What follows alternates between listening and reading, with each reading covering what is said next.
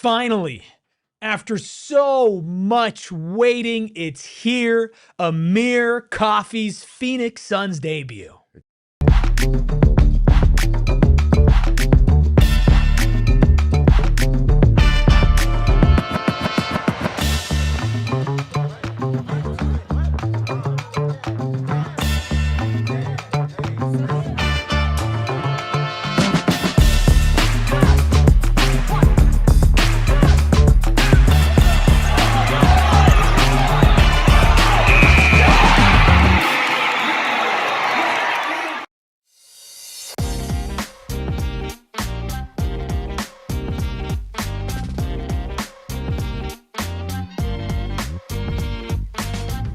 Psychos and sickos unite for their back edition of the PHNX Suns pregame show, of course, brought to you by our friends over at Gila River Resorts and Casinos. You do you. At Gila River Resorts and Casinos, visit playatgila.com for more details. I'm Eric.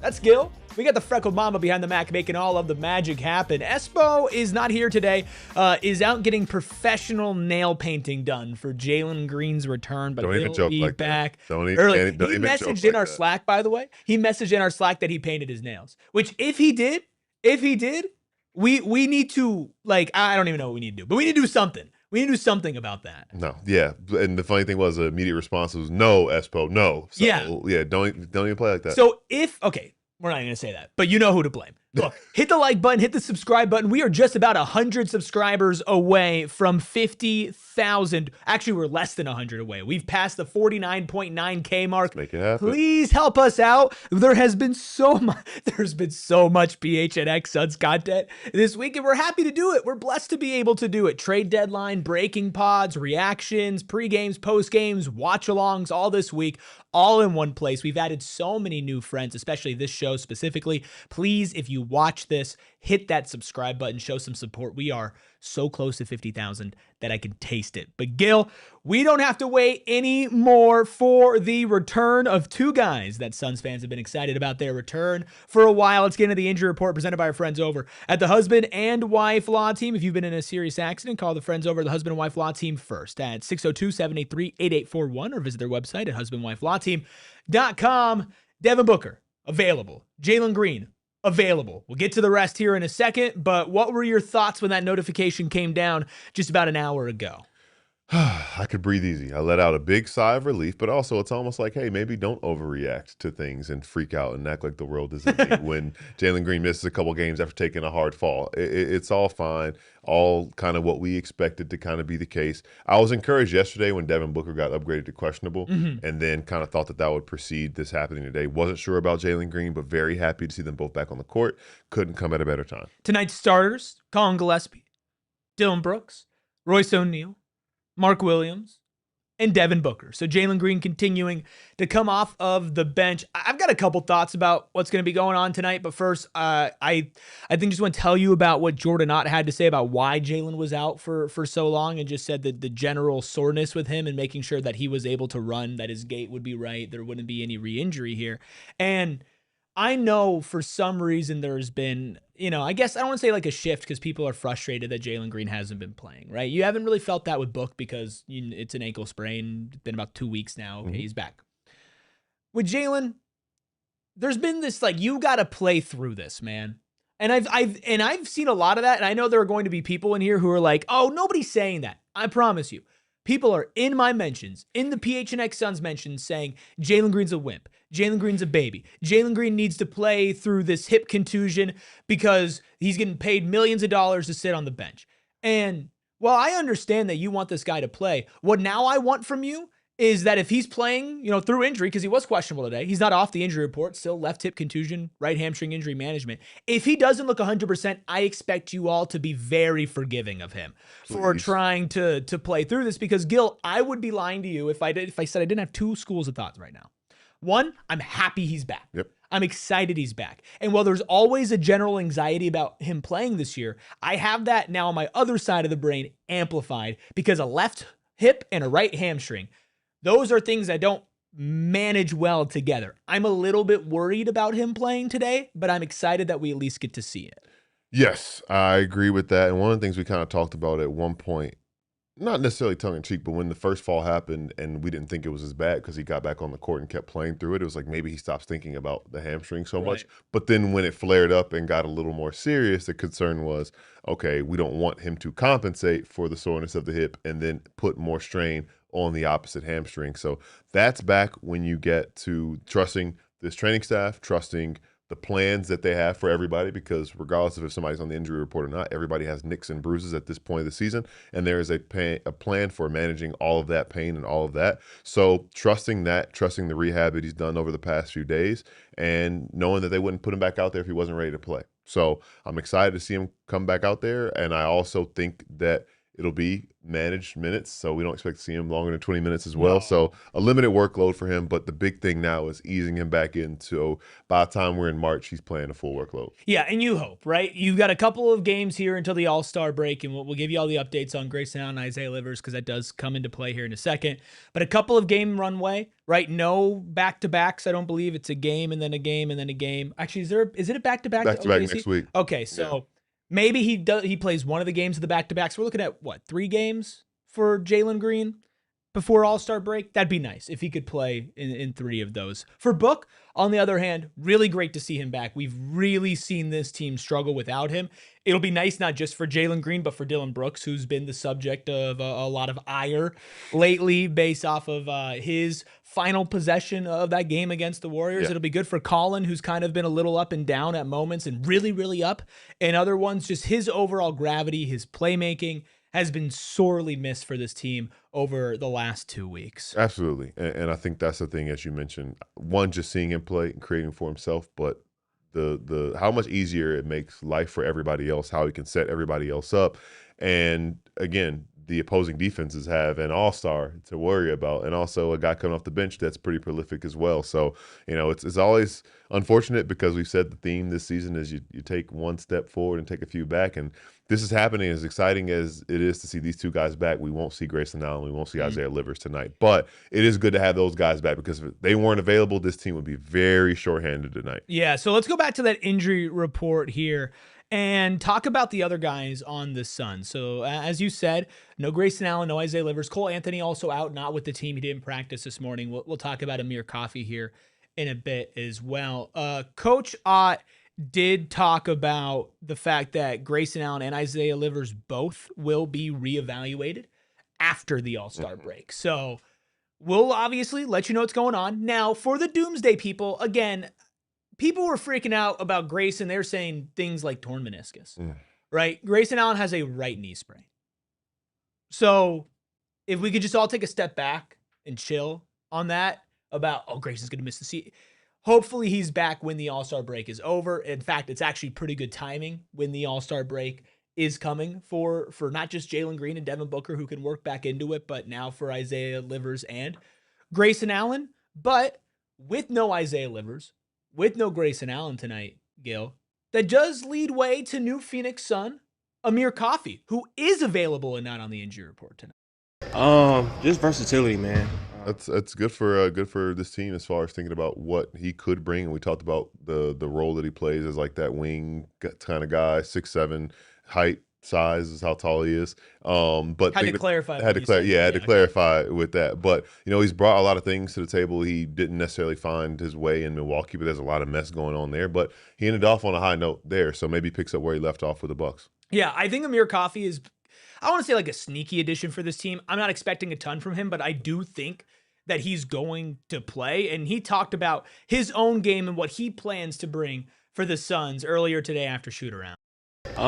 Just versatility, man. On defense, I feel like that's in my opinion, it's the effort thing. And that's something that I give my all on. So just being able to guard different people, switching out, kind of being all over the place in the offensive side, just somebody that can space the floor a little bit, and really just do what the team needs. I can shoot, drive, got a mid-range game, very underrated. That's what I was waiting to say. But just being versatile and plugging myself in whatever the team needs. I think you love to hear that with this Suns team. He fits in based on saying he can do little things. He likes to guard, and he has versatility. He has a size that allows him to be versatile. I think the big thing is we've learned, and the coaching staff has earned our trust as far as putting players like that in positions to succeed. So I expect the same from Amir Coffey. I wouldn't be surprised if fans are really loving the way he plays and what he brings to the table, because when I think about this team and the culture in this locker room, they bring everybody else up and kind of allow them to play at that same level, that standard that we've expected from this team that we've seen basically every night except the last couple minutes of the game on Thursday. I like that he started with the defense, because if you're going to get minutes on this team, that is where it comes into play. It's why Isaiah Livers has been playing. It's because of his defense. Now, yeah, you want him to be able to hit the three, maybe get to the mid-range game, not be a complete negative on offense. But with his frame, if he's able to be a little bit versatile defensively, especially guarding up, which is something that this team certainly needs a lot of people to be able to do as they're playing power forward basically by committee. Now, that is going to be really fun. Now, we're excited for Amir Coffey's debut. We're excited for Jalen Green and Devin Booker coming back. That's why we're doing a watch-along today. I know a lot of you were asking about it. On Thursday night, we're doing one tonight. We just knew. We knew today's game was going to be special, so make sure you stick around for the watch-along after this. Make sure you hit the like button and subscribe button on your way over there. But we got to talk about the 76ers side of things first. And if we go not back to the injury report fully, but Joel Embiid is available. Paul George, Prescription P, is out. Kelly Oubre Jr. is available. Joel Embiid is now another center that Mark Williams is going to have to face. Gil, that is bigger. That is bruising. And for those who have not been familiar, because Joel Embiid has not been named an All-Star, maybe gets an All-Star reserve spot, Gil, he's been hooping over the last month or so. It's always interesting with him because he's basically on the injury report every night as a questionable guy. They've been really trying to manage the injury. Who knows the extent to how bad his knee is at this point. We've read stories, we've heard stories about how bad it is, which makes it that much more impressive that he's performing the way he's performing. Had 40 a couple nights ago, had 35 their last time out, and he's playing a full workload as well. You know, he played 39 minutes, and he's just a guy who, again, speaking through all the injury adversity that he's dealt with throughout his career, that he still had the career that he has speaks to the immense level of talent that he has. And it's going to be a very tough test for Mark Williams tonight. Joel Embiid is part of, but not the entirety of, our credit check, brought to you by our friends over at Mountain America Credit Union, the official credit union of the Phoenix Suns. Along with Joel Embiid, this Philly team has had quite a potent offense, which is something the Suns are going to need to match tonight. If you look at the numbers on it, 121.3 offensive rating. That is second in the NBA. You have over the last 2 weeks, excluding garbage time, 21.9 free throw rate. That is tied for 8th. A 29 offensive rebounding rate. That's tied for 12th. At 11.9 turnover percentage. That's 5th. 16.6% defensive turnover percentage. That's 4th. And 59.2 defensive field goal percentage. That's 30th. So they've been very good on offense. They've been very good at forcing turnovers. But as far as allowing their opponents to score, well, guess what? They're still letting their opponent score quite a bit, 5-3 over the last 2 weeks. But this is a Philly team that is a good amount of games above 500 and will give the Suns a very good test tonight. Absolutely. I think the biggest thing about the Sixers this year, following them from afar and like tuning in every time you get a chance to, is they've been largely inconsistent this year. And it makes sense given the fact that guys have been in and out of the lineup. And I think they've now gotten some consistency, as rough as it is for Paul George to be handed that 25-game suspension. I believe it was last week that it began. They at least have some consistency in knowing he's just not going to be there. I'm sure they would love to have him in the lineup, but he was kind of dealing in the same situation as Joel Embiid is. Is he going to play tonight? Is he not going to play tonight? So now they've kind of gotten some stability. Tyrese Maxey is, I think, taking the reins as the franchise guy. Joel Embiid is probably still more talented, but Tyrese Maxey is very talented and very available, playing at All-Star level. Is the reason he's starting in the All-Star game this year. So they can test you in a lot of different ways with the guys that they have. You know, we talked about Dembona, a guy who wouldn't really come to mind at first, but had a great game. It feels like we were just watching these two teams play not that long ago. Yeah, because we were watching Andre Drummond grab 15 rebounds starting in 22 minutes, and then a Dembona grabbing 10. 25 rebounds between the two centers that played for Philly last time these two teams squared off.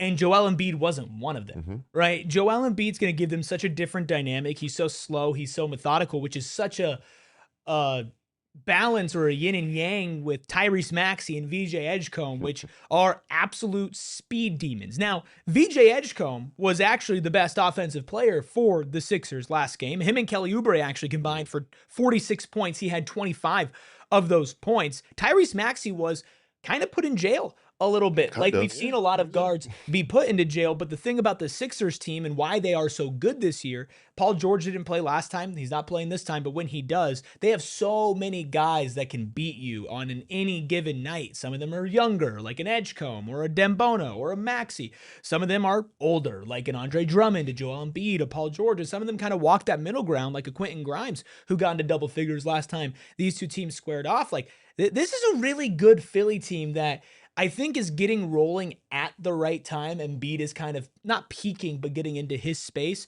at the right time. What are you looking for on the Suns side of things to say, okay, this is the most important thing to try to limit for Philly tonight? I think the guard play, Tyrese Maxey, I think, as we mentioned before, and again, having Joel Embiid back is a little different this time around, but at the end of the day, this team really does go as he goes, Tyrese Maxey, and if the offense can't get going because he's not going, then they're going to have a tough time tonight. And you mentioned Quentin Grimes as well. I mean, Philadelphia gave him the biggest vote of confidence at the deadline, couldn't they, by moving on from Jerry McCain and saying, look, we're going to go with you, Quentin Grimes, and we're going to pay you as well this offseason. So he's a guy who's probably feeling pretty good, didn't have a great showing there last time out, but he could be a guy who kind of is that archetype of player that can knock down a couple shots and big shots. So don't let those other guys get going either. That's one of Gil's keys. Let's take a look at Steven's keys for the game, starting off with tempo. The key number 2, dominate the turnover margin. And key number 3, keep Mark Williams involved, which I feel like has been a pretty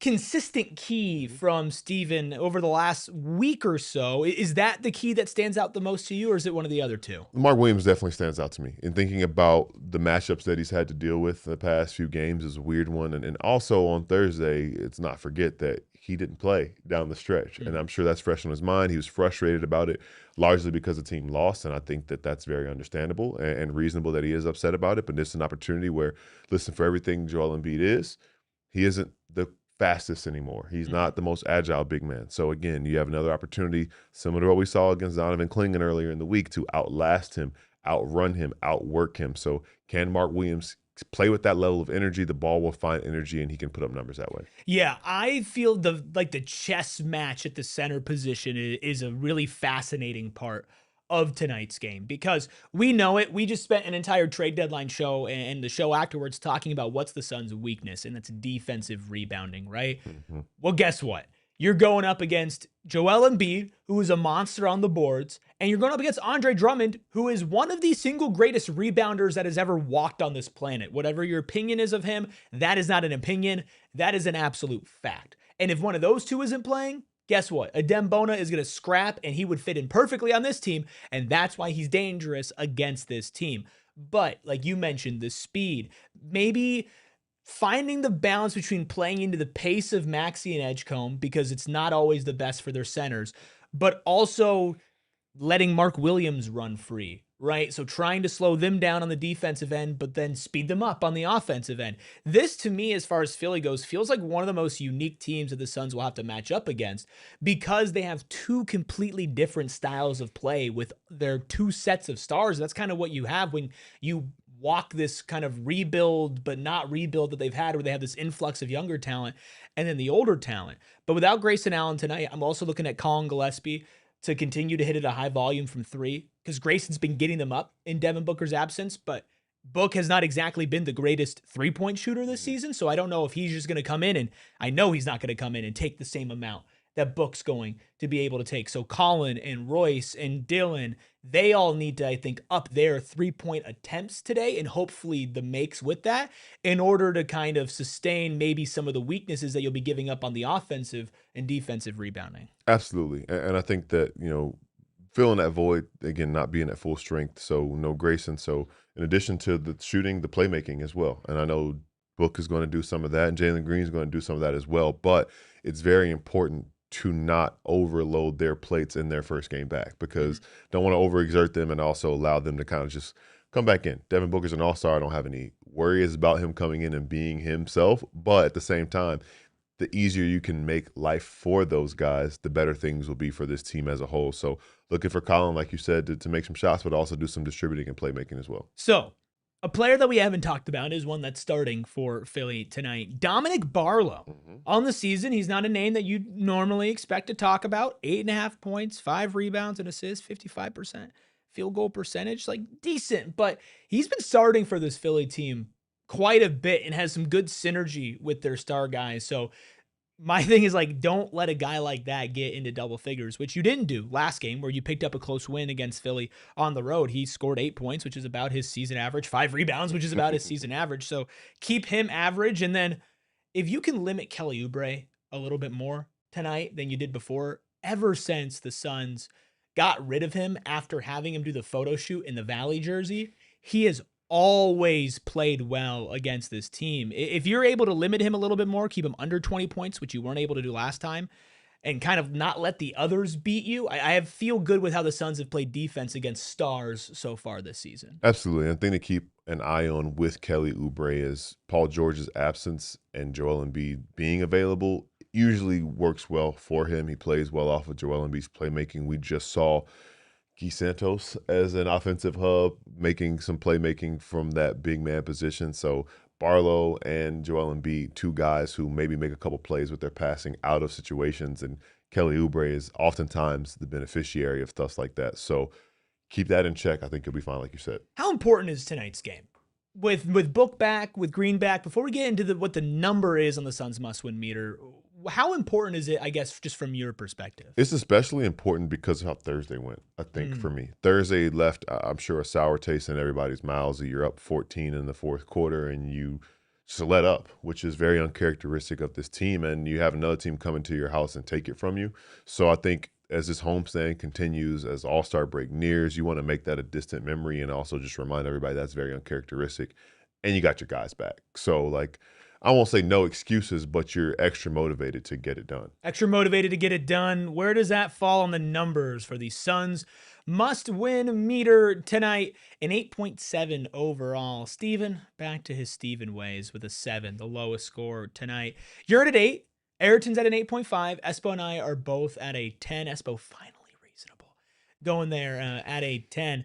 Do you feel like, because we submit these way early so Ayrton can make it, does that go up for you based off of who's available tonight? Yes, and absolutely it does. I think that coming into the day, I was expecting the guys to come back next week. So I wasn't thinking that they were going to be available. I thought it was going to be something where they just tested it and wanted to be extra safe. But knowing that Devin Booker's back, knowing Jalen Green is back, knowing that this is a pretty inconsistent 76ers team, and it's a home game, I'm like 9.5. Yeah, this is also when you look at the rest of the standings as well. Houston picked up a really big win today against OKC. Golden State and the Lakers play each other, so one of these two teams is going to pick up a win that's not going to help you, especially after losing to Golden State and still being behind the Lakers in the standings. So there are a lot of reasons why you need to pick up a win tonight. But like you mentioned, the last time we were doing a post-game show, it was tough, right? I mean, again, it was Pat Spencer's last game on a two-way. He went crazy. Al Horford became young again, and the Warriors went on a crazy run to take a lead. What we've seen from this team so often this year is response to that. And that is what I am expecting tonight. Not just the boost from getting Green back or the boost from getting Book back, because you're losing Grayson, which is a bigger hit than I think a lot of people realize.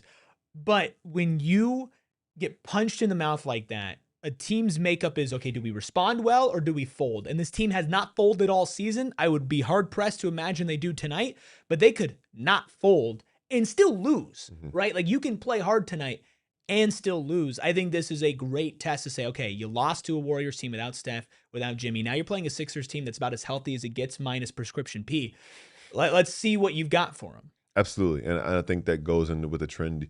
You've played well against the East's best this season. And the Sixers are a team who are looking for some revenge after losing to you on their home floor not that long ago. So they're going to be ready to play. They have some more guys available than they did last time, namely Joel Embiid, and they're going to bring it to you. So I think it's going to test this team's mettle in a lot of ways, but I expect them to be prepared for the test. But are we prepared for our pregame picks? Well, I know you guys are, but I'm not. Presented by our friends over at Bet365. Sign up, use code PHNX365, deposit 10, place a bet for 5, get $200 in bonus bets. If your bet wins or loses, bonus bets can be used on spreads, totals, player props, futures, and more. Whatever the moment, it's never ordinary. At Bet365, you must be 21 plus and physically located in Arizona. If you or someone you know has a gambling problem and wants help, call 1-800-NEXT-STEP, text NEXT-STEP to 53342, or visit problemgambling.az.gov. Yeah. Jordan Ott, gotta say, love the guy because he stopped Espo's bet from hitting. Because Espo was on track to hit his bet in like the first quarter. Like Mark had like a double-double in the first quarter and then just like never played again. So thank you, Jordan Ott. I mean, I think that was contributing factor to why the Suns lost that game, but I'm still not that far behind Espo, and we're going to get back tonight. First, let's see what Espo is putting his money on.